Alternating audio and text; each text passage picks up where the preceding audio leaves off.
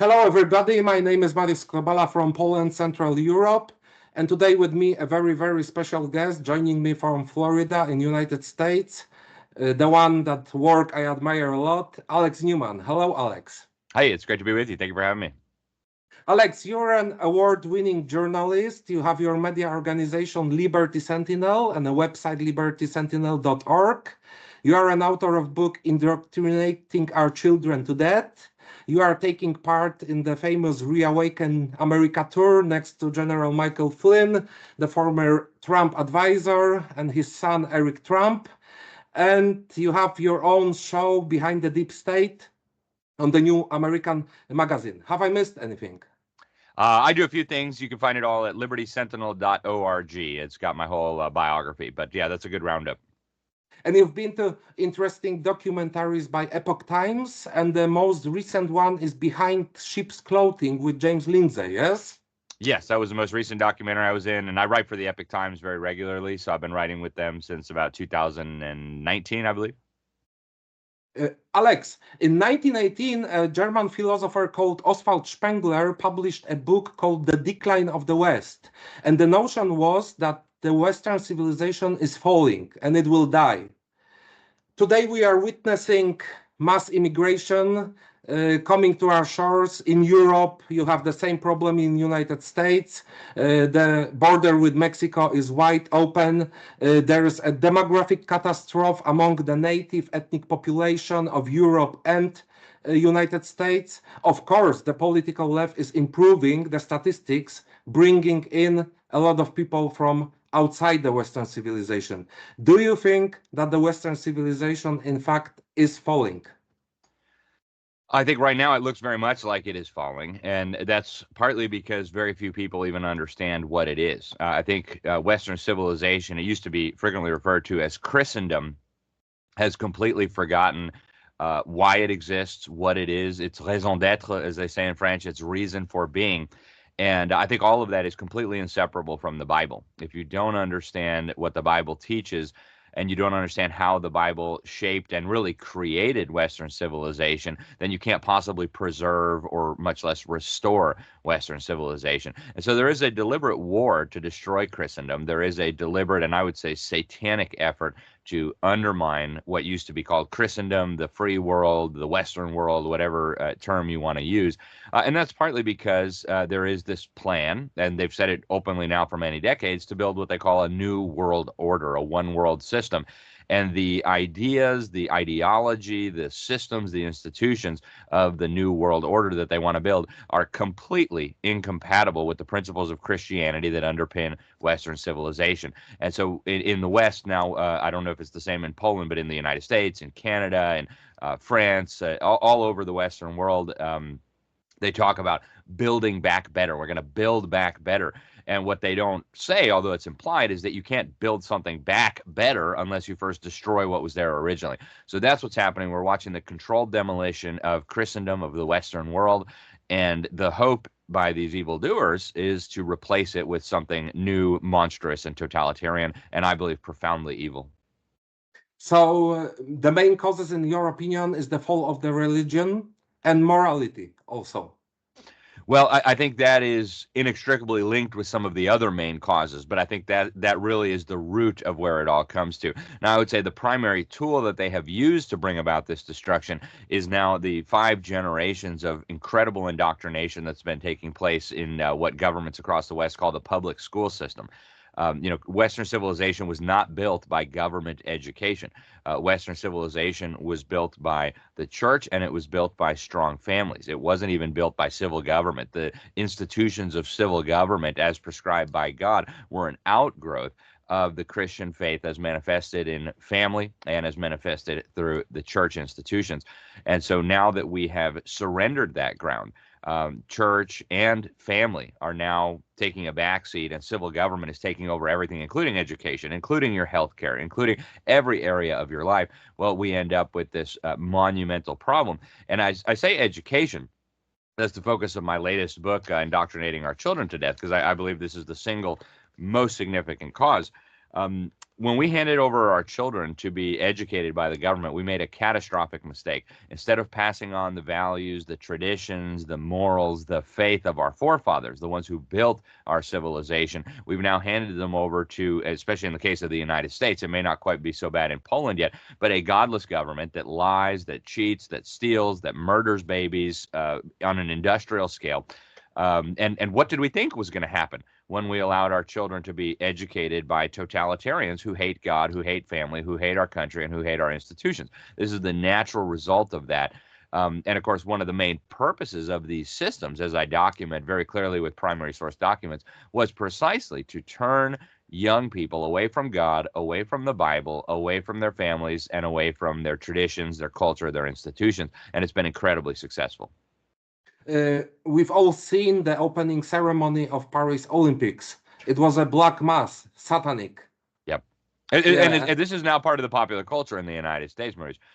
If you look, for example, at the Super Bowl, which is the biggest sporting event in America, all these guys, they put tights on and they throw a pigskin up and down the field.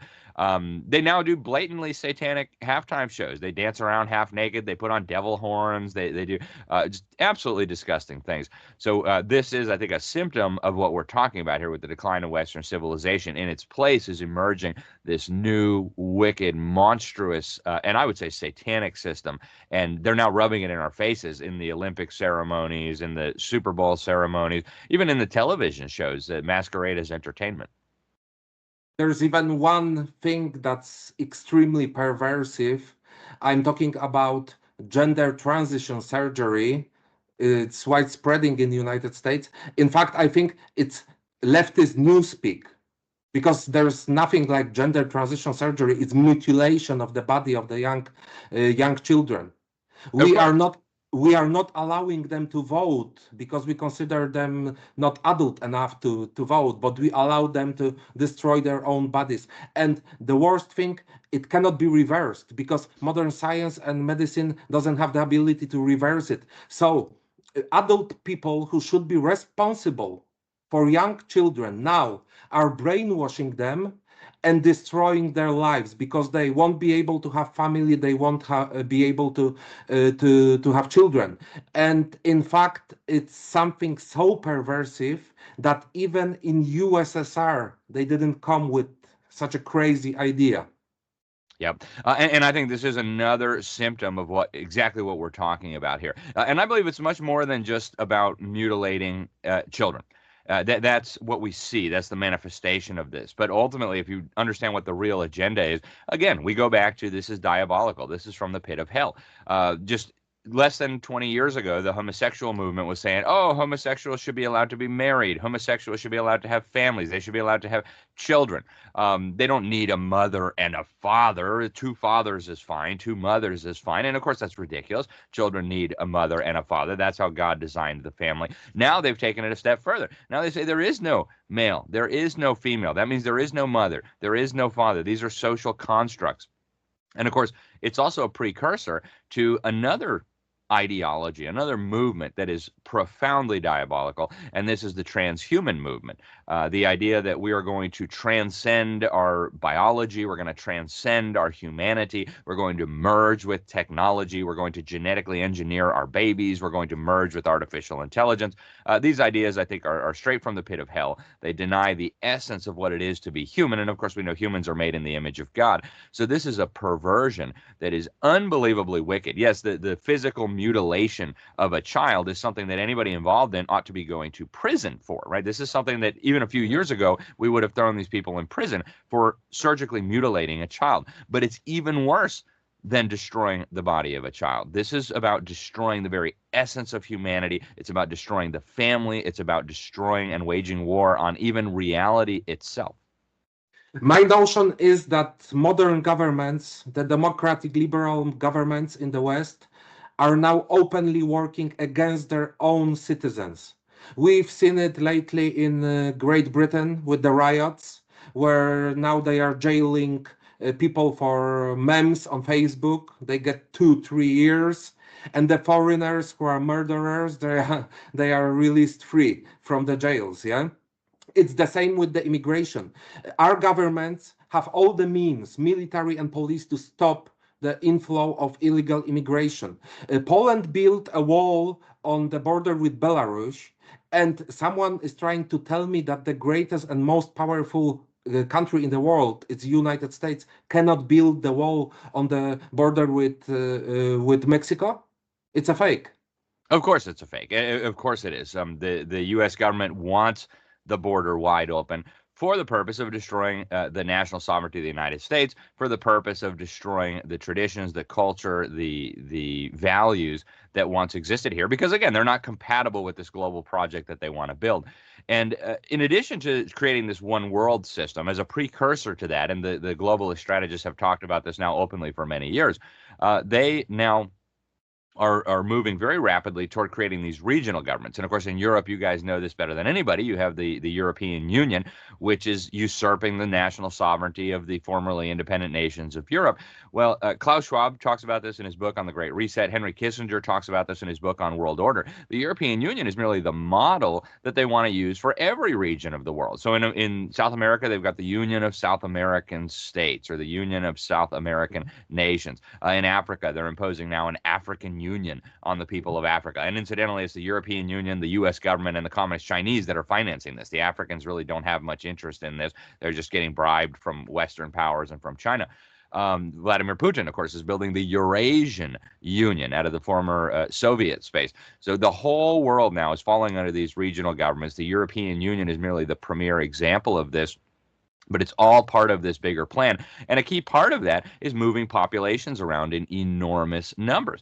It's opening the border of the United States with Latin America, now Africa, Middle East, are all coming here.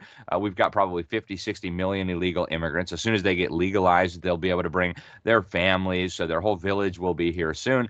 And then, and we're watching this happen in Western Europe. London, now the natives are a minority. Frankfurt, yes. The natives are a minority. Brussels, the natives are a minority. Malmö, the natives are a minority. So you wake up and you look around and you say, I don't have anything in common with these people. I don't have the same history. I don't have the same tradition. I don't even speak the same language. I don't like these people. Why do we have these lines on a map called national borders? Let's just dispense with that and recognize that, as the former UN migration czar Peter Sutherland said, we're all one human family and we don't need the nation state. So any institution that competes on the level of authority, power, influence with this one world system that they want to build has to be deconstructed. And so the family, the church, even the nation state is now under relentless assault.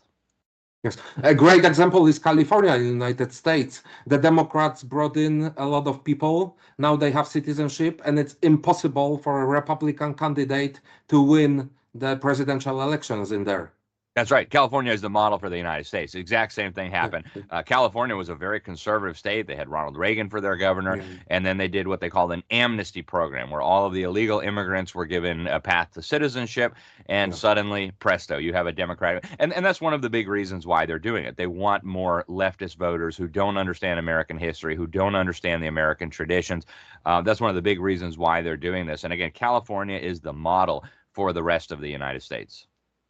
In 1999, a famous Italian philosopher Augusto Del Noce died, and his last text was titled Marxism died in the East because it realized itself in the West. And it was 1989 when the Soviet Union was collapsing, in Poland, communism also, and his notion was like a warning to the West: don't be happy, because the communists and Marxists didn't die. It already infiltrated your world, but you are not aware of it. Don't you think that 95% of political class in the West, they are neo-Marxist far left? If you listen to Kamala Harris, if you listen to Joe Biden, if you listen to Emmanuel Macron or Keir Starmer, or even Rishi Sunak before, who considers himself to be a conservative, and that's a fake. There was just a name. There was nothing conservative about him. If you know the history of political ideas, when you listen to them, you hear Chairman Mao, Lenin, and Karl Marx. Do you think the West has been infiltrated by neo-Marxism?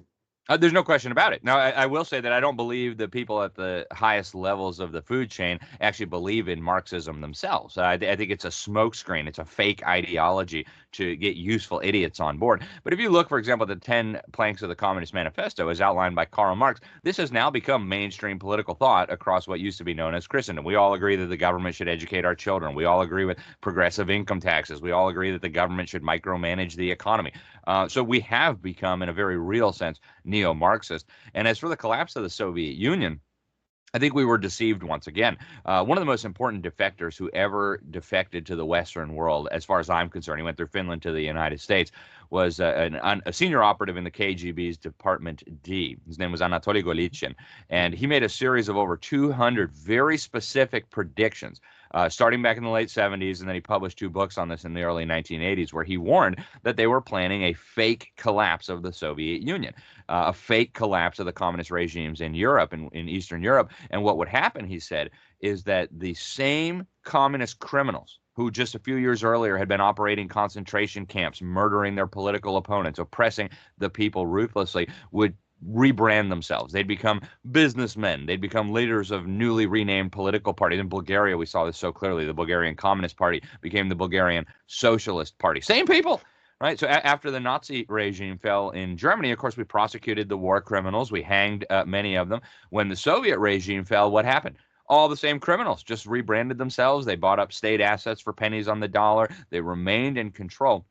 And what he said was, in his books, New Lies for Old and The Perestroika Deception, he said that at the end of this process, after all of these predictions would come true, there would be the grand finale.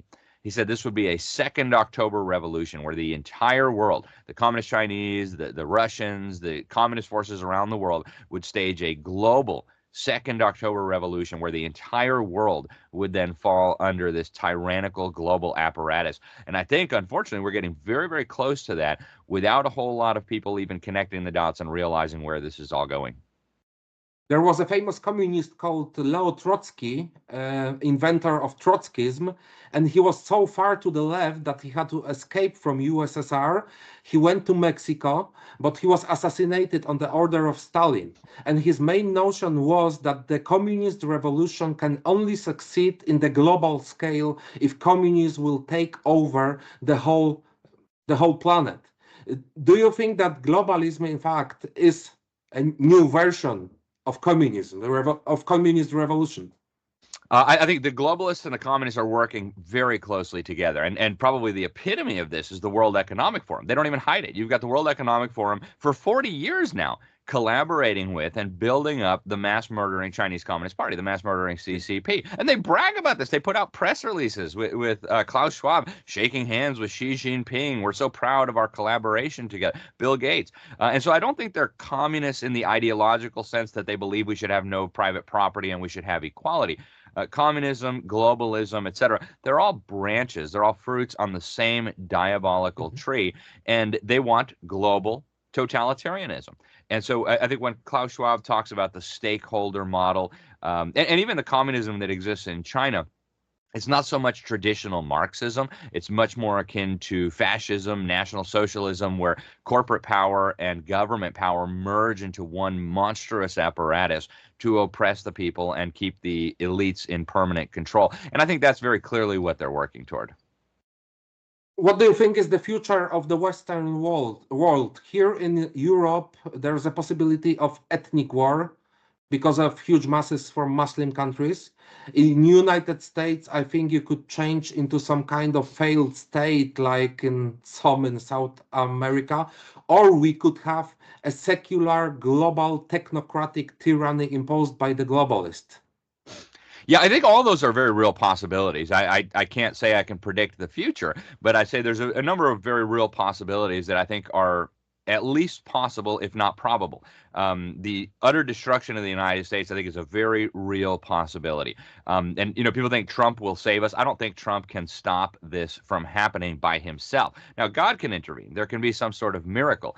But even if Donald Trump wins the election and they can't cheat and steal it, we already know how they will respond. They will send the terror mobs to burn down our cities. They'll open up the border. You'll see secret cells of CCP special agents and special operatives blowing things up, assassinating sheriffs, causing civil unrest. So I think there's a very real chance that the United States goes into civil war or goes into total tyranny as a precursor to this global system. But I will say also, and I don't think it's all doom and gloom, I still believe in the sovereignty of God. I still believe that God is on his throne. I still believe that God is ultimately in charge. And I believe that God's promises in the Bible are real and true. So when he says that the gates of hell will never prevail against the church of Jesus Christ, I'm not worried about these evildoers being able to stop the church or the march of the gospel across the world. It may look very different. The United States as a nation may cease to exist, although the ideas, the biblical foundation that underpin it will not cease to exist. And so I think we're in for a period of profound unrest, profound economic, political turmoil, potentially even a third world war. But at the end of it all, I am confident that God remains on his throne. I'm confident that the evildoers eventually will be stopped. You know, if you look at some of these ideas that these people have, it's like they're trying to build a new Tower of Babel. And I encourage people to go back to Genesis chapter 11. I don't think they're going to be able to succeed on all these crazy things they're talking about. They're talking about becoming gods. They're talking about this one world order. I don't think that this is going to work out very well for them. I do believe that God is ultimately going to expose and stop all of this. When that comes, I don't know, but I do know for sure I don't want to be on the wrong side of this. And so I encourage people, go read Psalm 2, go to the Psalms, read Psalm 2. I mean, we're watching this happen. The kings of the earth, the rulers conspiring, taking counsel together against God and his anointed. God is laughing at them, and God is going to speak to them in his wrath. So I would advise all these clowns that think they're so powerful, that think they're going to do this, that, and the other. You need to repent right now. You need to turn from your wicked ways because your end is coming. Go read Psalm 37. God sees the day of your destruction. So now would be a real good time to lay down your weapons and surrender your life to God. Trump is not so far right as personally I would like him to be. He's not Alexander the Great who could save our civilization, but I think he is like, he could stop, at least for some time, these bad processes that are going on. If Kamala wins, everything is finished, I think. Yeah. And in reality, I don't think Trump can stop this by himself because it's like a tidal wave. And I think Trump wants to try to stop it. And I know a lot of people close to him who want to try to stop it. But the forces now arrayed against us are so huge. It's going to take a profound cultural transformation. It's not enough for just a political leader. You know, we have a truism in the United States that politics is downstream from culture. And that's true. And culture is downstream from education. So it took generations to get into this mess. If we're going to turn around, it's going to take generations. But I would encourage people not to lose hope, get involved, raise a good and proper family that knows and loves the Lord, prepare for tough times ahead. But we're going to get out of it. It's going to be okay. And praise God, we know he's ultimately in charge. Yes, Alex, and in my opinion, we are at war. It's a spiritual war against neo-Marxists, neo-communists, globalists who are trying to destroy our civilization, our way of life, and impose some kind of totalitarian world like George Orwell described in his 1984. And as the great Steve Bannon said, this is a war, this is a jihad, this is a crusade against the deep state. So I think we are all in it. Is it Europe or United States? Because we have similar problems and we have similar enemies in the global institutions. So I wish you all the luck in your work, and I encourage everybody to follow you. Thank you so much. People can sign up for my newsletter. It's in English, but it's free, libertysentinel.org. Thank you for having me, and I hope we'll talk again soon. Yes, I hope so also. God bless you, and God bless the United States. God bless you too, and God bless Poland. Thank you.